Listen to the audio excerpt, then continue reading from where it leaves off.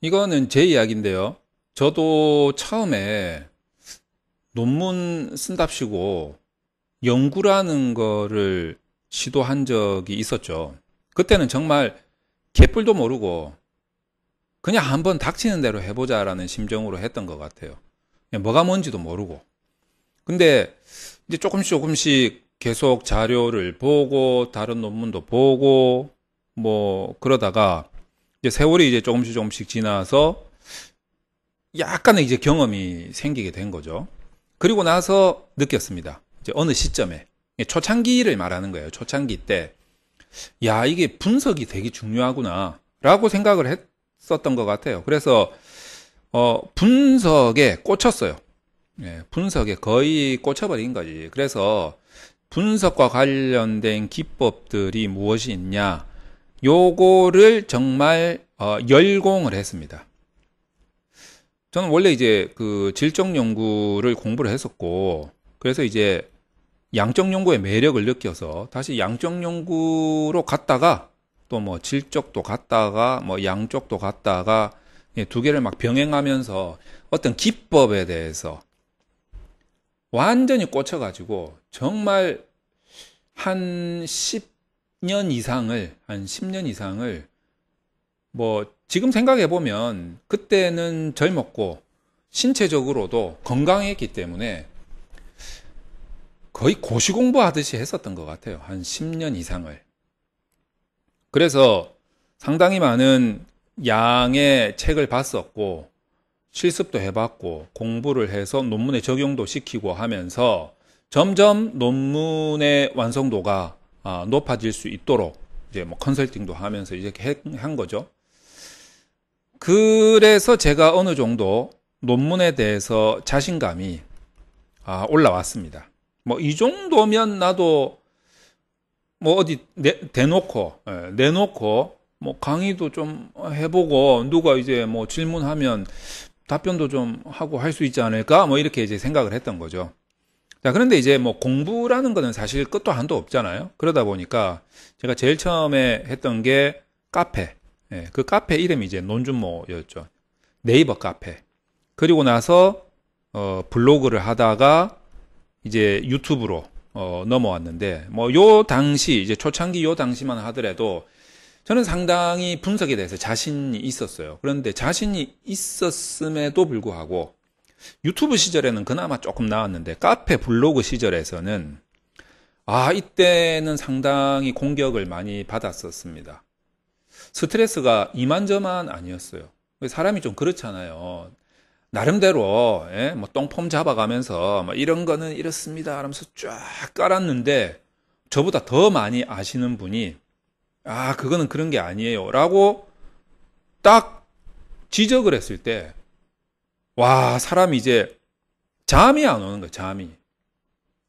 이거는 뭐 체면도 체면이고 무슨 이거 가지고 명예까지는 아닌데 체면 같은 거죠.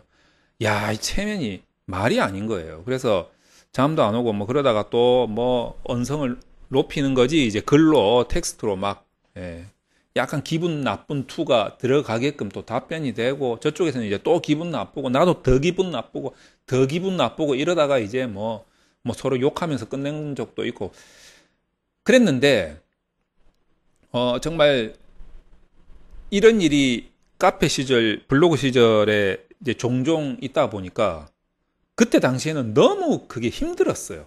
심적으로. 스트레스고. 그냥 때려치울까? 내가 뭐 하는 짓이야? 내가 왜 이렇게 사서 고생하지? 뭐 이렇게 느꼈었는데, 세월이 좀 지나서 보니까 그게 저를 정말 키워준 자양분이 됐었다. 이렇게 생각이 듭니다. 그때 당시 지적해주고 비판해주고 했던 그 분들의 댓글에 또 답변을 달기 위해서 엄청 공부를 하고 다시 한번 자료를 훑어보고 그게 제가 이제 다른 또 공부를 하는데 상당히 도움이 됐었던 것 같은 그런 느낌이 들어요. 그래서 유튜브로 넘어오면서는 이제 그런 부분에 대한 대항력이 좀 조금 더 생겼죠. 조금 더 생겼는데 그렇다고 해서 지금 제가 뭐 유튜브에서 이렇게 떠들고 있다고 해서 뭐 제 말이 다 맞고 이런 건 저는 절대 아니라고 생각합니다. 절대 아니다. 내가 틀렸을 수도 있다. 이런 생각 항상 합니다. 그래서 내가 틀렸으면 어떻게 하지? 틀린 게 있으면 빨리 바로 잡아야 될 텐데 뭐 체면이고 나발이고 없다. 그냥 틀린 거 있으면 그냥 아이고 죄송합니다 하고 빨리 바로 잡아야 된다는 생각이 들 뿐이죠. 자, 그래서 그렇게 쭉 오고 있는데 이제 조금 더 제가 경험이 생기고 나이를 먹고 하다 보니까 이제 기법에 대해서는 뭐 제가 완성은 아니지만 완성은 없죠. 완성은 아니고 이제 어느 정도 공부가 좀 많이 되고 있다라고 생각은 들긴 하지만 아직도 부족한 게 많지만 사실 이제 이 분석 기법보다는 분석 기법은 굳이 따지자면 어떻게 아닙니까? 어떻게 제시된 연구 문제 또는 가설을 어떻게 풀 것이냐, 풀어낼 것이냐, 뭐 요거 아닙니까? 그런데 그게 이제 분석 기법과 관련된 건데 학술적인 연구 논문에서는 이 분석 기법보다도 사실상 더 중요한 부분이 왜라는 부분이다라는 것을 제가 뼈저리게 느끼기 시작했습니다. 그래서 그런지는 모르겠는데 예전에 조금 고수에 가까운 교수님들이 그런 이야기를 툭툭 저한테 던졌었던 것 같아요.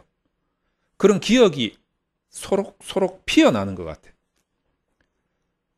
이 연구에서 어떻게 보다는 왜가 중요하다라는 거. 그러니까 이제 어떤 그 사람들의 연구 문제를 끌어내기 위한 논리, 학술적인 배경 뭐 이런 거 있지 않습니까? 배경.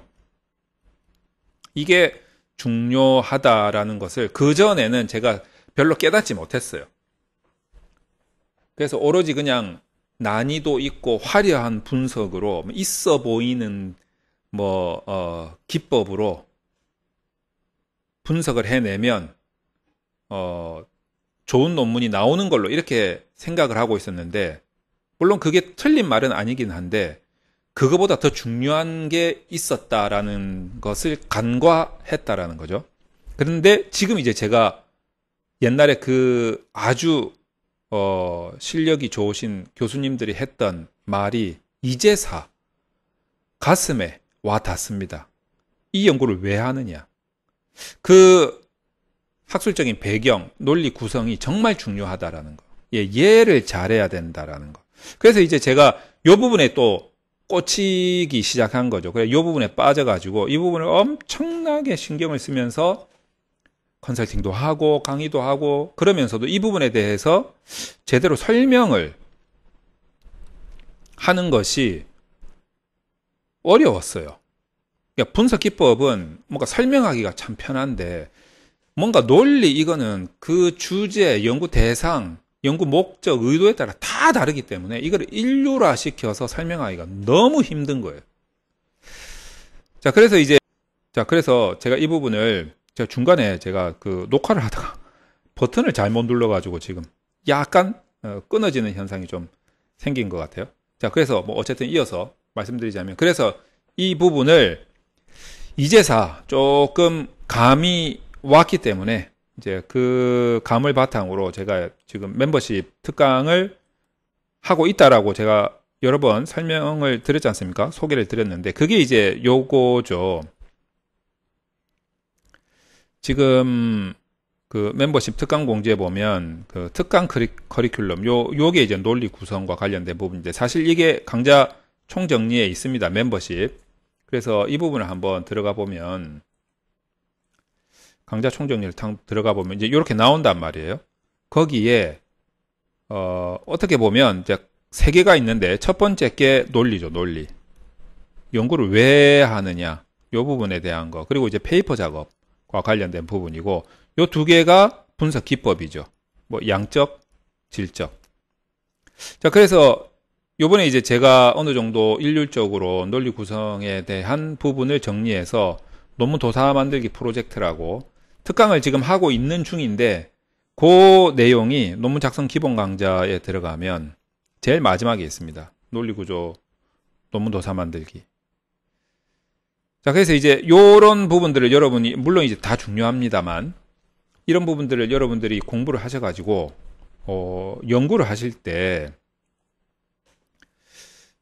여러분들이나 저나 뭐 특별히 다르지는 않을 거 아니에요.